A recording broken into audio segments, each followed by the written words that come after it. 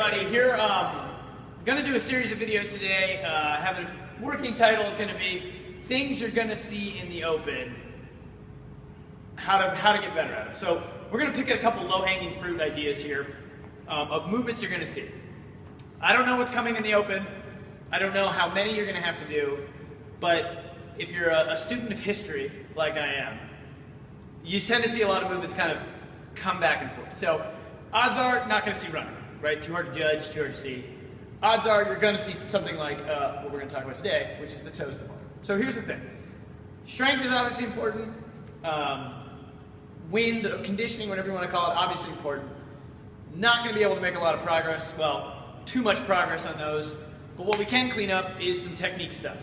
We can clean up how we execute these movements to make them a little bit cleaner. These workouts, right, I think, my opinion, and I know if this gets out there, it's just going to be a total FU to me if Castro or whoever's programming ends up seeing them. But these movements come down to efficiency, and the easiest way to clean up your efficiency is just simply how you're performing the movement. So we're going to talk today just a movement I will almost promise you're going to see. Again, don't know when, don't know how many, but you're going to see some toes to bar.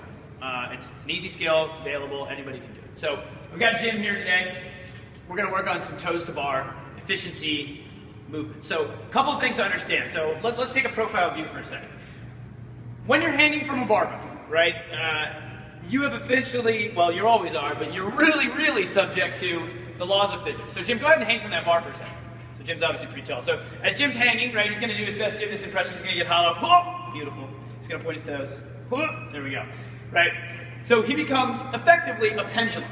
Okay? Now, when we're talking about physics, the pendulum, whatever movement we have, right, there's going to be an equal and opposite reaction. So if your toes to bar look like this, right, if I take Jim's center of mass and I move it off of this vertical line, you can probably guess what's going to happen. He's going to swing. He's going to swing uncontrollably until he kind of finds his equilibrium. So he can stop for a second. So hop down. So if you're that person, Jim, Jim is awesome at toes to bar, right? Sure. So he's probably not going to be able to do it. Jim, can you do your best impression of somebody who swings wildly, uncontrollably out of toes to bar? And what I want you to watch for as he does this is watch what happens to his hips, right? Your center of mass as a human is located somewhere between your belly button and your pubic bone, somewhere in this area. So if this deviates forward and backward, and the more so, the more uncontrollable you're going to get. So go ahead and swing for me, Jim. Up, and he says he came to up, he swings, and then he waits and he goes. Right? More, yeah, there it is. There's a big one. Boom. Now I want you to watch. Do two more for me, Jim. Sorry, I know it's tiring to do them wrong. What I want you to watch for is as he swings, he's going to wait, boom, for this moment where his hips get right under the bar. Yeah, that's fine. So even as he swings uncontrollably, he's going to swing until he instinctively feels like he's right under the bar, and then he's going to go for that next one. So if you're that person that swings 2 or 3 times for every one toes to bar, you are killing yourself. So how do we get that more efficient? Well, the number one way is going to be to try and find a way to keep your shoulders, keep your hips underneath the bar the whole time so that center of mass never changes. So how do we do that? Well, we have to swing from the shoulder. We have to initiate this kick from the shoulder and not so much from the hip. So when Jim goes to reach his hips forward to come up and his shoulders stay right under the bar, he must move his center of mass off of this line, which is going to cause him to swing. However, if he were to swing, pull his shoulders back behind the line, his hips can stay under the bar the entire time. So Jim, go ahead and give me 3 of your best kipping toes to bar. And I want you to pay particular attention to what his hips are doing and what his shoulders are doing. And what should be a big difference is his shoulders should be doing most of the moving and his hips should be staying pretty damn right underneath the bar. So Jim, go ahead and give me 3.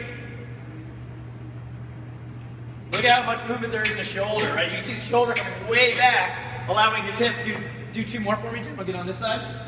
Allowing his hips, if you'll watch, kind of right here, to stay almost right underneath the bar. It's a very little movement, maybe a little forward, but he's able to come right back underneath it. Good, relax. Under the bar the whole time. So he's never letting his hips move too far underneath that gravitational pull, right? Which is going to form basically 90 degrees with the ground. So, a couple of tips. 1, get that swing from the shoulder.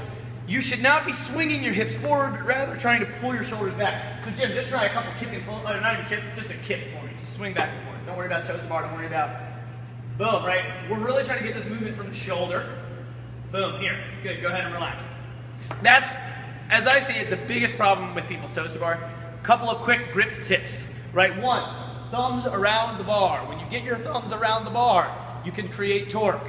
When you create torque, you set your shoulder, you're much stronger. So a lot of times that grip is not about grip strength, it's about is your shoulder in a good position. So creating a thumb around the bar instead of a thumb over the bar, right? Here you're gonna lose torque, you're gonna lose your grip.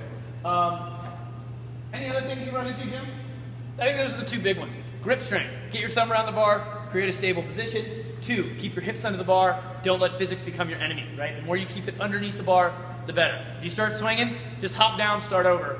Ain't worth the grip strength to hang on. Stay tuned, we're gonna have a couple other videos. Again, a couple common videos, or a couple common movements coming out.